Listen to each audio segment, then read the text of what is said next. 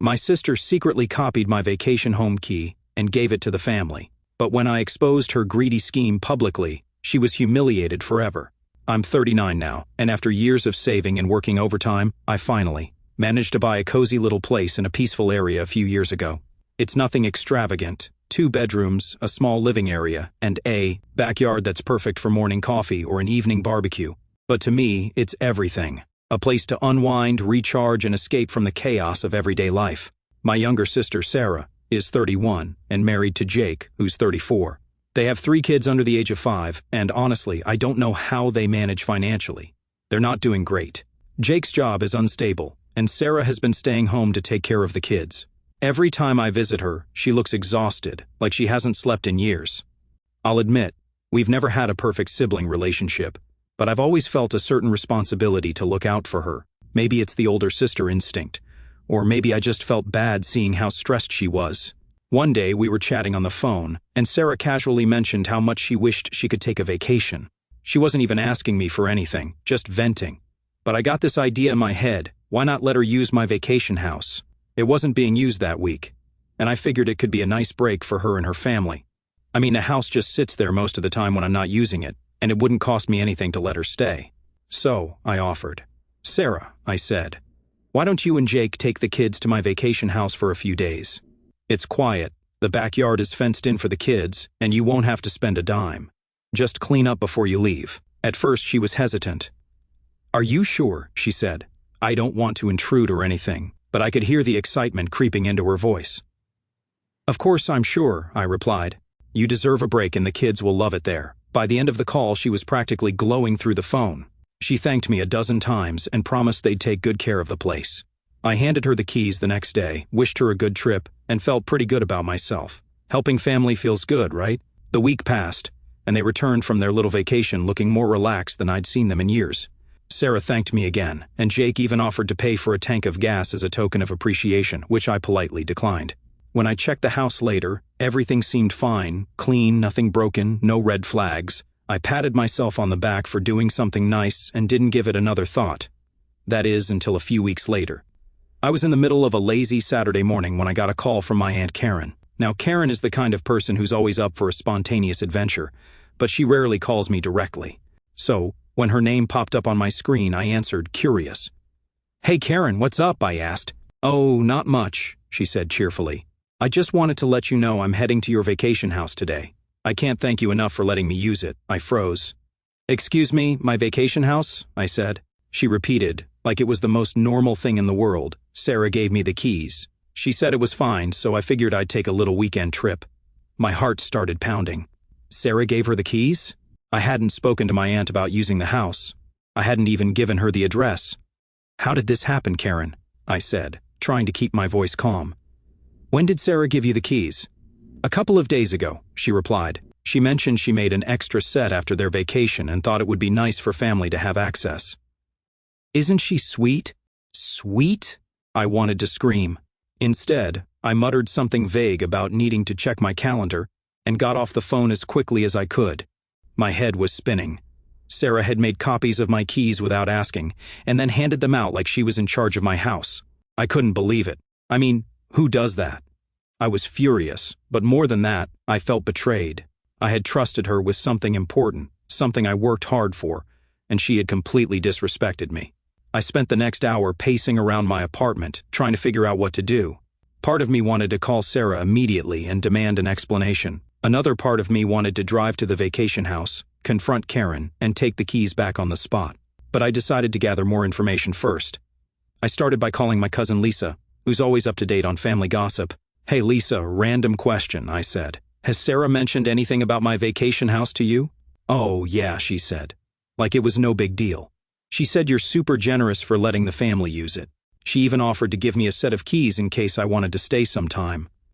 I had to bite my tongue to keep from screaming. Did she actually give you keys? I asked. Not yet, Lisa replied. I told her I'd let her know if I ever needed them. That was the final straw. Sarah hadn't just made an extra set of keys, she was distributing them, turning my private getaway into some kind of family timeshare. The audacity was mind-blowing. By the time I hung up the phone, I was seething. This wasn't just a misunderstanding or a small mistake. This was entitlement on a level I couldn't wrap my head around. Sarah had taken my kindness and stomped all over it.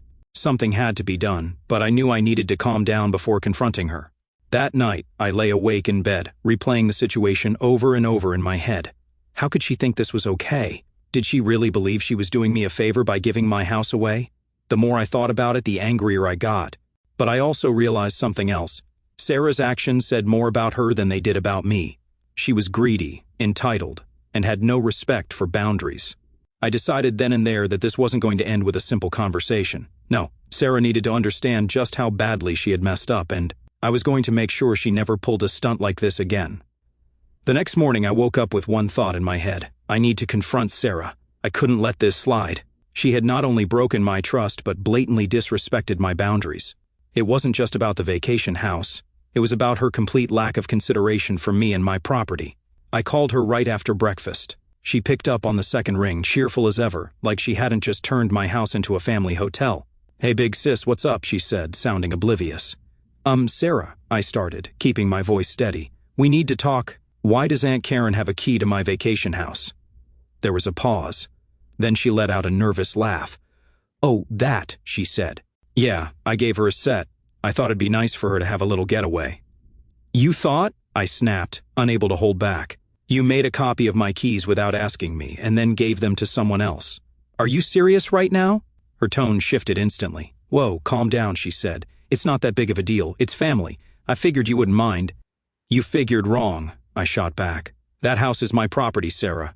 You had no right to do that." She sighed dramatically, like I was the unreasonable one. "I don't see what the problem is," she said. "It's not like we trashed the place. You've barely used it this year anyway. Why not let the family enjoy it?" "Because it's not a family house," I said, my voice rising. "It's mine. I let you use it as a favor, not because you had any claim to it." "Well, maybe if you weren't so stingy, this wouldn't be an issue," she snapped back. "You act like you're better than everyone else just because you own something nice." That stopped me in my tracks. Stingy? Better than everyone else? I let her use the house for free, and this was how she repaid me. "You know what, Sarah?" I said, my voice icy. "I'm done talking about this right now. But don't think for a second this conversation is over." I hung up before she could say anything else. My hands were shaking as I put my phone down. I couldn't believe the nerve of her. She not only refused to apologize but doubled down, acting like I was the one in the wrong. It was infuriating. Over the next few days, I started hearing whispers from other family members.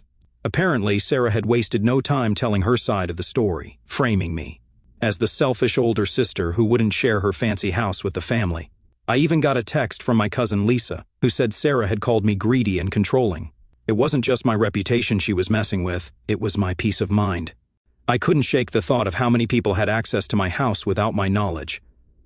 Who else had she given the keys to? How many random relatives might decide to pop in unannounced? I decided to get some answers. I started calling around, casually asking a few family members if Sarah had mentioned anything about the vacation house. The responses I got were worse than I expected. "Oh yeah, one uncle told me. Sarah said you were fine with us using it whenever. I haven't had a chance to go yet, but she gave me a copy of the keys just in case." Another cousin said, "She told me to let her know if I wanted to stay there. And I didn't think to ask you because she made it sound like it was her idea." By the time I finished my calls, I was boiling with rage. Sarah hadn't just given away 1 or 2 sets of keys. She had turned my vacation house into a community timeshare.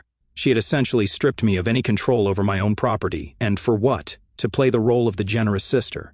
I needed to put a stop to this, but I also needed to make sure she learned her lesson. A simple confrontation wasn't going to cut it.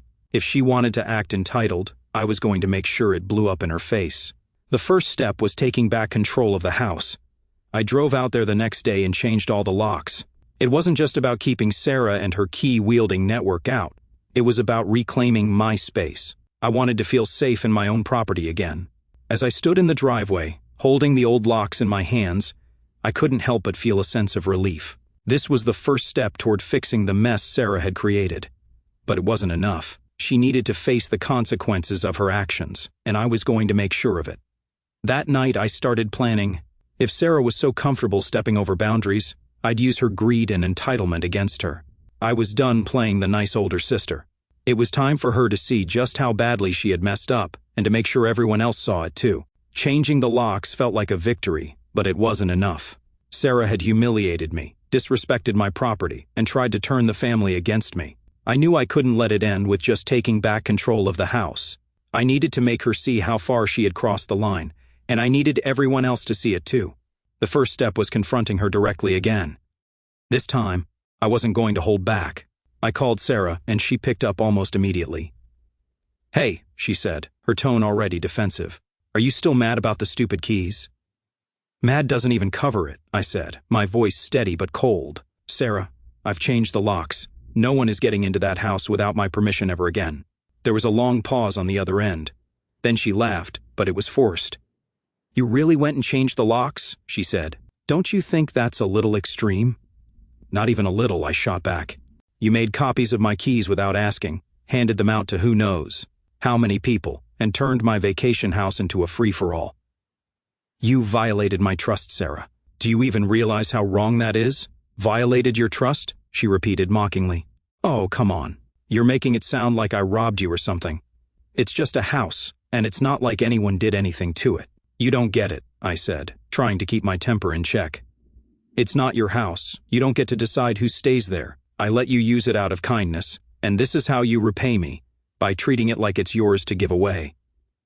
Sarah huffed. "You're blowing this way out of proportion," she said. "It's not like I charged anyone to stay there. I was just trying to help the family." "Help the family?" I snapped. "You mean by going behind my back and acting like you own something you don't? Do you have any idea how many people have called me, assuming they can just waltz into my house because you gave them a key?" Her tone shifted, defensive and sharp. "Well, maybe if you weren't so selfish, this wouldn't even be an issue," she said. "It's not like you're using the house all the time. What's the harm in letting family enjoy it?" That was it. I had tried to reason with her, but she wasn't listening. Her entitlement was off the charts, and I realized she didn't feel the slightest bit guilty for what she'd done. If anything, she thought I was the problem. "You know what, Sarah?" I said, my voice calm and icy. "I've had enough of this conversation. You crossed a line, and you're going to face the consequences." "What's that supposed to mean?" she asked, but I didn't answer. I hung up and took a deep breath. It was time to move on to the next phase of my plan. Later that evening, I started setting the trap. If Sarah wanted to act like the queen of generosity, I was going to give her a chance to dig herself even deeper. I sent her a text. "Hey, I've been thinking about what you said, and maybe you're right. Maybe I have been too protective of the vacation house.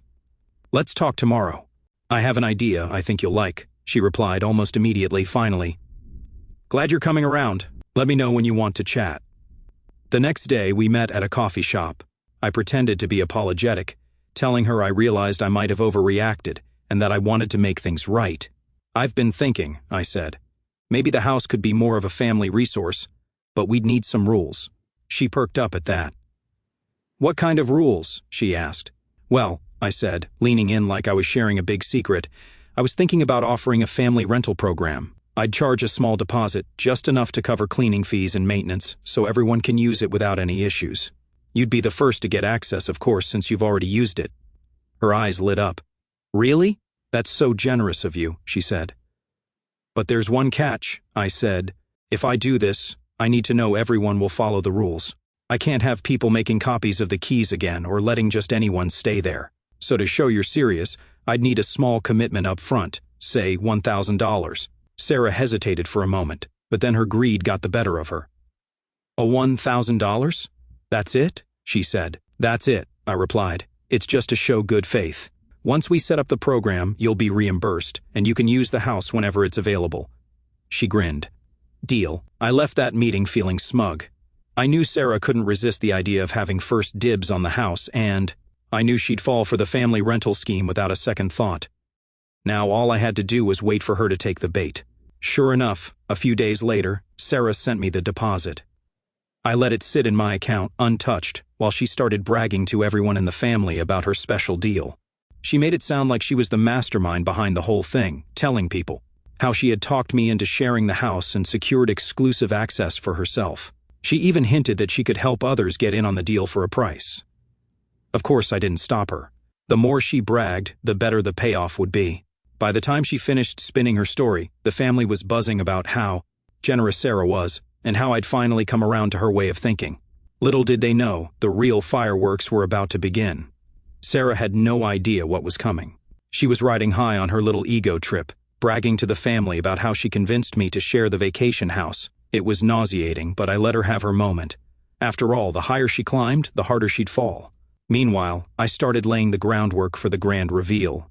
I reached out to a few key family members who were closest to Sarah, the ones who'd believe her nonsense without a second thought. I casually mentioned that I was reevaluating how the vacation house was used, hinting that Sarah's suggestions had pushed me to make some big changes. Of course, I didn't mention the rental program she thought she'd masterminded. I just let them assume she was helping me make the house more accessible.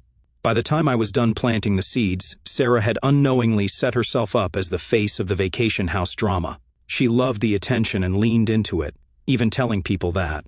She'd negotiated the rules so the house could stay in the family. It was almost impressive how far she was willing to go to make herself look good.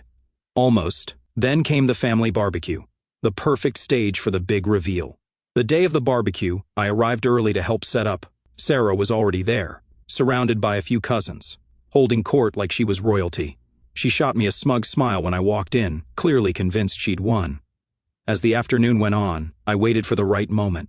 It came after lunch, when most of the family was gathered around the picnic tables, chatting and laughing. I stood up, holding a glass of lemonade, and tapped my fork against it to get everyone's attention. "Hey everyone," I said, smiling. "I just wanted to take a moment to thank Sarah for everything she's done to help with the vacation house situation." Sarah's face lit up. She clearly thought I was about to shower her with praise. "Sarah, you've really gone above and beyond," I continued. "You've given out keys, made up your own rules, and even created this amazing family rental program idea." There were a few confused murmurs from the crowd. Someone asked, "What rental program?" "Oh, you didn't know?" I said, feigning surprise. "Sarah's been telling everyone about how she convinced me to let the family rent the house. She even sent me a $1,000 deposit to secure first dibs." Now the murmurs turned to whispers, and Sarah's smile started to falter. "Well, it was just a suggestion," she stammered. "Oh, really?" "Because it seemed pretty official," I said, pulling out my phone. "Here's the deposit she sent me." I held up the payment receipt for everyone to see. Sarah's face turned bright red. "But the thing is," I continued, "there's no rental program. There never was. I just wanted to see how far Sarah would go to take control of something that doesn't belong to her. Turns out, $1,000 is the price of her dignity." The crowd went silent. Then the questions started flying. "She gave out keys without asking you? She paid $1,000 for nothing? What was she even thinking?" Sarah tried to defend herself, but it was useless. The more she talked, the worse she sounded. "I was just trying to help," she insisted. "I thought it was a good idea." "Help?" I said, my voice sharp. "You mean by disrespecting my property, turning the family against me, and acting like you're in charge? That's not helping, Sarah. That's entitlement." By now she was practically shrinking in her seat. But I wasn't done. "And just so everyone knows," I added, turning to the rest of the family, "my vacation house is mine. It's not a family house. It's not a timeshare, and it's definitely not available for rent. If anyone wants to stay there, they can ask me directly. But as of now, no one who had an unauthorized key will ever step foot in it again." With that, I sat down and took a sip of my lemonade, letting the weight of my words sink in. The fallout was glorious. Sarah became the laughingstock of the family almost overnight. People started calling her the Key Queen and joking about how she should start a property management business. One uncle even asked her, "So, do I get a refund on that rental program you were running?" She avoided me for the rest of the barbecue and left early, muttering something about not feeling well. But the damage was done. Her reputation was in tatters, and no one took her seriously anymore. As for the $1,000 deposit, I donated it to a local charity and sent her a receipt with a note that said, "Thanks for your contribution. The community appreciates your generosity." After the barbecue, Sarah went radio silent. No calls, no texts, not even the passive-aggressive Facebook posts she was known for. Honestly, I thought she'd take a few weeks to cool off and then try to spin the situation in her favor again. But this time, she had really outdone herself. The family wasn't just annoyed with her. They were laughing at her. And in our family, once you become the butt of the joke, it's hard to come back from it. The fallout from her little rental program fiasco was incredible. A few days after the barbecue, my cousin Lisa called me, practically crying with laughter. "Did you hear what Uncle Tom said?" she asked, barely able to get the words out. "He said he was thinking about hiring Sarah to manage his garage key since she's clearly got a knack for it." I couldn't help but laugh. Apparently the jokes had been flying all week. Every family group chat had turned into a roast session, with Sarah as the main course. Someone even made a meme of her holding a giant key, captioned, "When you can't afford property, just take over someone else's." It didn't take long for Sarah to catch wind of it. She tried to play the victim, posting a long rant on Facebook about how family should support each other and nobody appreciates how much she sacrifices. But the comments were brutal. One cousin replied, "You sacrificed $1,000 for nothing. That's on you, sis." Another added, "If you'd asked permission instead of acting like the house was yours, this wouldn't have happened." She eventually deleted the post, but by then, the damage was done. No one was buying her excuses, and she knew it. Meanwhile, I decided to add one final layer to the humiliation. I created a group email for the extended family and sent out a message titled, "Vacation House Update." It read, "Hi everyone. I just wanted to clear up any confusion about the vacation house. To avoid any future misunderstandings, I've implemented some new rules. The house is privately owned and maintained by me. It is not available for general family use. If you'd like to stay there, you'll need to request permission directly from me, no exceptions. Any unauthorized use of the house will result in permanent loss of access. Special thanks to Sarah for reminding me how important it is to set boundaries and maintain control over my property." The sarcasm wasn't lost on anyone. Within hours, my inbox was flooded with replies. Most were supportive, with people saying they understood and respected my decision. A few couldn't resist poking fun at Sarah. One email read, "I guess I'll have to return the invisible keys Sarah gave me. Thanks for the heads up." Sarah, of course, was livid. She called me the day after the email went out, furious. "How could you do this to me?" she demanded. "You made me look like a fool."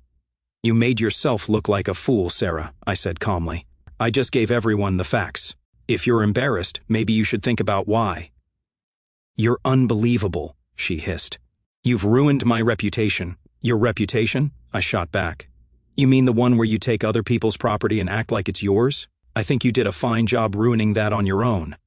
She hung up on me, but I didn't care. For the first time in weeks, I felt completely at peace. The house was mine again, and Sarah had been put firmly in her place. The jokes didn't stop, though. Months later, at a family holiday party, someone brought up the vacation house again. "So, is Sarah still running her rental business?" one cousin quipped, grinning. Sarah glared at him but didn't say a word. She'd learned the hard way that digging herself deeper only made things worse. The family may have forgiven her over time, but they never forgot.